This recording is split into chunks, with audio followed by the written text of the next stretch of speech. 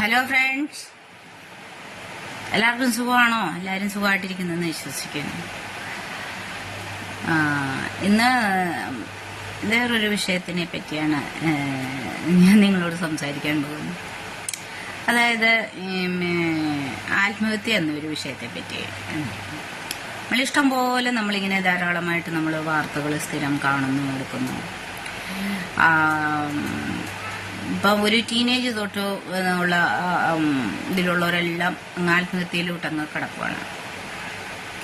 പിന്നെ കടബാധ്യത കാരണം കുടുംബനാഥൻ ആത്മഹത്യ ചെയ്തു, പിന്നെ കടബാധ്യത കാരണം കുടുംബം ഒന്നിച്ച് ആത്മഹത്യ ചെയ്തു എന്നൊക്കെ നിരനിര നമ്മളിഷ്ടം പോലെ നമ്മളിങ്ങനെ വാർത്തകൾ കാണുന്നു, എടുക്കുന്നു. അപ്പം അതിനെക്കുറിച്ചൊന്ന് പ്രതികരിക്കാമെന്ന് എനിക്ക് തോന്നി. അതുകൊണ്ടാണ് ഇപ്പോൾ ഈ വീഡിയോയുമായിട്ട് ഇങ്ങനെ വരുന്നത്.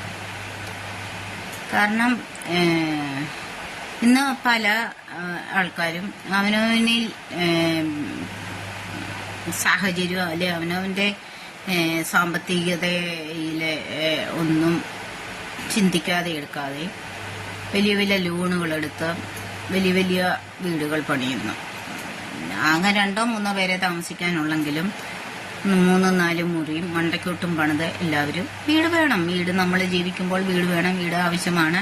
വീട് വയ്ക്കുന്നതിനെ കുറ്റം പറയുന്നതല്ല എന്ന് വിചാരിക്കരുത്. ഉള്ളവർ വെക്കട്ടെ, പൈസ ഇഷ്ടം പോലെ ഉള്ളവർ അവരതിൻ്റെ അനുസരിച്ചുള്ളത് വെക്കട്ടെ. പക്ഷേ സാധാരണക്കാരനെ അല്ലെങ്കിൽ പ്രവാസികളായിട്ടുള്ളവരെ അല്ലെങ്കിൽ അല്ലാതുള്ളവരെ, സ്വന്തമായിട്ട് പൈസ സാമ്പത്തികമായിട്ട് ഇല്ലാത്തവരെ, കടമെടുത്ത് ലോണെടുത്ത് വീട് വെക്കുന്നവരെ, അങ്ങനെയുള്ളവരെ കുറിച്ചാണ് ഞാൻ പറയുന്നത്. അപ്പം അവനവന്റെ കൊക്കിൽ ഒതുങ്ങുന്ന ഒരു വീട് വെച്ചാൽ ഇത്രയും കടബാധ്യതകളൊന്നും കയറി പിന്നെ ആ ഭവനത്തിൽ വലിയ പല വീടുകളും കണ്ടിരിക്കുന്ന, ആത്മഹത്യ ചെയ്തിരിക്കുന്ന വീടുകൾ, ആ കുടുംബത്തിലെ 2 മക്കളുണ്ട്, 2 മക്കളും അപ്പനും അമ്മയും ആത്മഹത്യ ചെയ്തു വലിയ വലിയ മണിമാളിക വീടുകളാണ് കണ്ടിട്ടിരിക്കുന്നത്.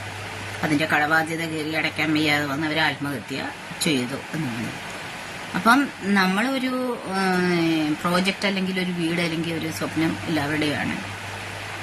പക്ഷെ നമ്മുടെ സാലറി, നമ്മുടെ കൊക്കിൽ ഒതുങ്ങുന്നത്, നമ്മളെ കൊണ്ട് അത് അടച്ചു തീർക്കാൻ പറ്റുമോ? അതിന്റെ പരിമിതിയിൽ നിന്നുകൊണ്ടുള്ള ഒരു വീടിനും കാര്യത്തിനും ഒക്കെ നമ്മൾ തുടങ്ങുവാന്ന് ഇങ്ങനെ ജീവിക്കാതെ ഈ ലോകത്തു നിന്നും ദുർമരണം വഴി പെട്ടെന്ന് മാറ്റപ്പെട്ടു പോകത്തില്ല എന്നുള്ള ഒരു അഭിപ്രായമാണ് എനിക്കുള്ളത്.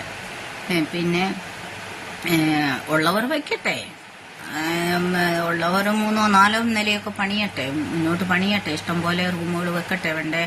ഇപ്പോൾ ഒരച്ഛൻ പറഞ്ഞത് എനിക്ക് ഓർമ്മ വരുവാണ്. അച്ഛൻ വെഞ്ചരിക്കാൻ ചെന്ന സമയത്ത് അച്ഛന് വെഞ്ചരിച്ച് അച്ഛൻ ക്ഷീണിച്ചു പോയി. ആകെ ആ വീട്ടിൽ താമസിക്കാൻ ആൾക്കാർ അങ്ങനെ ഇല്ല, അത് പൂട്ടിയിട്ടിട്ട് പോവുക എന്ന് പറഞ്ഞതുകൊണ്ട് അച്ഛൻ അവിടെ പറയുന്ന ഒരു കാര്യമുണ്ട്. ഇവിടുത്തെ ഇത് തീർന്നപ്പം അച്ഛനോർത്തോ ഇതിവിടെ ഉള്ളെന്ന്. അതിൽ അച്ഛൻ അവിടെ ഉണ്ട് റൂമ്. അങ്ങോട്ട് പോയി, പിന്നെ അങ്ങോട്ട് പോയി, പിന്നെ ഇങ്ങോട്ട് പോയി. അങ്ങനെ അച്ഛൻ വെഞ്ചരിച്ചാൽ നടന്ന് അച്ഛൻ ക്ഷീണിച്ചൊരു കഥ അച്ഛൻ പറഞ്ഞിട്ടുണ്ട്. അപ്പൊ എന്താണെന്നേ അങ്ങനെ ആകുന്നത്? വീട് പണിത് നമുക്ക് ആയുസിന്റെ മധ്യ ജീവനുമായിട്ട് പോകുന്നതിലും ഭേദം അവനവനിൽ ഉൾക്കൊള്ളുന്ന ഒരു കൊച്ചൊരു വീട് വെച്ച് അതിനകത്തിൽ താമസിച്ചാൽ ഈ വലിയ ഘടകഭാരങ്ങൾ, ലോണുകളും വലിച്ചു കയറ്റി വെച്ചിട്ട് ജീവിക്കാൻ പറ്റാതെ ആത്മഹത്യ എന്ന ആ ഇതിലേക്ക് പോകുന്നതിനോട് നമുക്കൊന്ന് ചിന്തിച്ചു കൂടെ ഒന്നത്.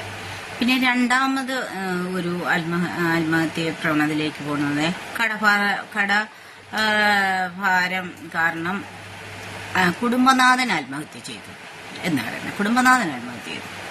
അപ്പൊ അവിടെ സംഭവിക്കുന്നത് എന്തെന്ന് ചോദിച്ചാല്, കുടുംബനാഥൻ കടബാധ്യത വന്നു, ലോൺ അടയ്ക്കാൻ പൈസ ഇല്ല, കടബാധ്യത കയറി ഈ കുടുംബനാഥൻ അങ്ങ് രക്ഷപ്പെട്ടു.